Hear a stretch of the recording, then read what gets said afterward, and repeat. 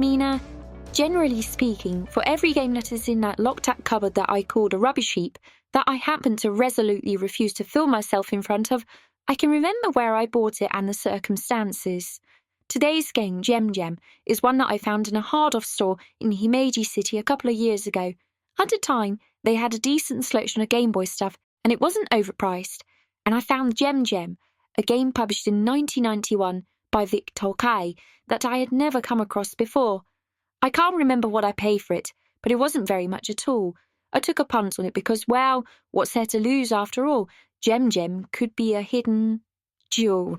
In this action puzzle game, the Game Boy's early forte, you are faced with 5 areas to figure out the way through the maze, picking up items to help you in your quest, keys to open doors, power-ups to up your attack strength, and more besides.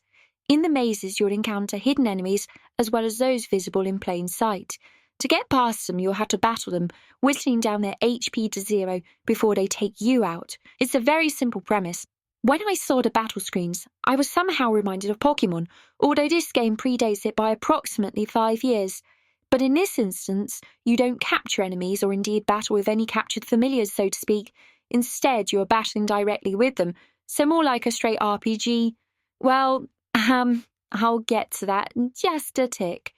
The mazes are generally navigated by turning a blocked turnstile to open up the path, but also feature doors that need to be unlocked, caves that teleport you, and rafts that help you cross water. There are also sometimes blocks that need to be pushed into oblivion or into the water to make your way through.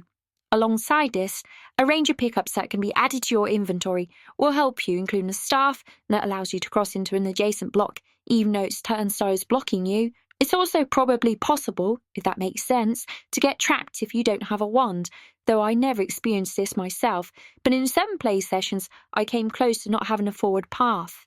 Each area is made up of a number of screens, and a game save function handily says exactly where you are, along with your current inventory.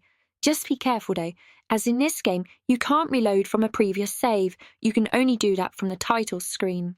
When it comes to battles, yes, it's the dreaded Janken, or rock, paper, scissors, and unfortunately this is where an otherwise fine enough for what it is game stumbles the hardest. On starting each battle, you will start with full HP. Your HP increases in the game from the gems that you pick up, and likewise your rock, scissors and paper attacks are levelled up from the treasure chests that you find in the game. So keep an eye out on what your strongest attacks are, but as you progress through the stages, the enemies that appear will also become proportionately stronger as well. To battle an enemy, simply select your chosen attack with the left and right on the D-pad and strike the A button when the desired enemy attack is highlighted. So for example, if I choose scissors as my attack, I want to time it such that the enemy's attack is paper to reduce their HP. If the enemy's attack lands on the same attack as mine, i.e. scissors in my example, a draw, which is known as aiko in Japanese, is called, and neither party loses HP. If, however, the enemy's attack lands on rock, which beats my scissors, I will lose HP.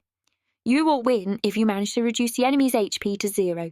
If, however, you fall in battle, you will start at the beginning of the screen that you fell in, so you won't have to backtrack too far. The problem with this is the timing. You can do your best and still lose. It's just a bit too luck-based for my liking, as it doesn't feel particularly skill-based, and good luck doing this on an original Game Boy with its notoriously motion blur-affected screen. In the end, this is the game's Achilles heel. Had they gone with a straight RPG mechanic, with attacks and defences, where the pickups, some of which had to be struggled to obtain but would lead to an advantage, would have been so much better. It doesn't ruin the game completely, but it does rock my impression of this game. Sorry. That was a paper-thin pun. I'll cut it out. You know, like scissors, cut, scissors, cut. Get it? No.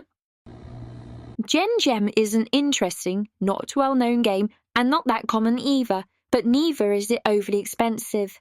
But I can't rate this as a poor game, as fundamentally there's a lot worse out there, and it's not broken.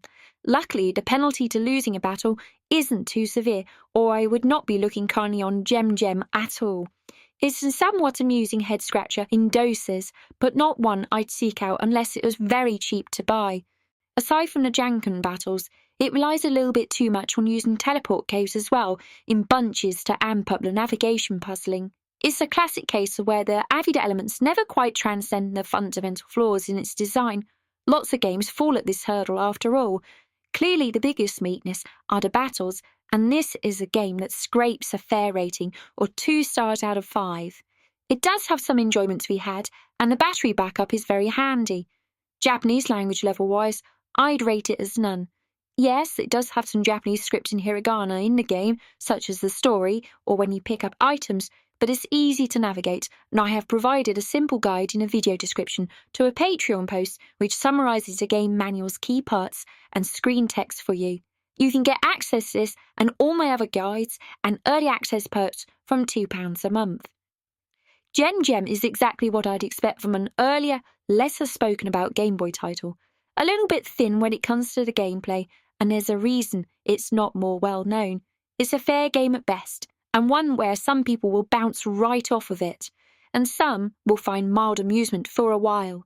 Graphic Research, who developed this title, would eventually release some well-respected titles like Solomon's Club on a Game Boy, otherwise known as Solomon's Key, and a much later, very well-received Hamtaro Rainbow Rescue on a GBA, but that's some years off of this title. I was excited when I saw some screenshots of this. I thought, is this going to be something that was at least an influence on Pokemon? But the reality was that it was a maze game with a server Jankun. As always, like, subscribe and all of that shit, and also check out this rad Rubbish Heap merch, available worldwide on Redbubble and Amazon. See the links below for how to purchase. I've been Saki Endo, and this has been a Rubbish Heap. Ja ne ne!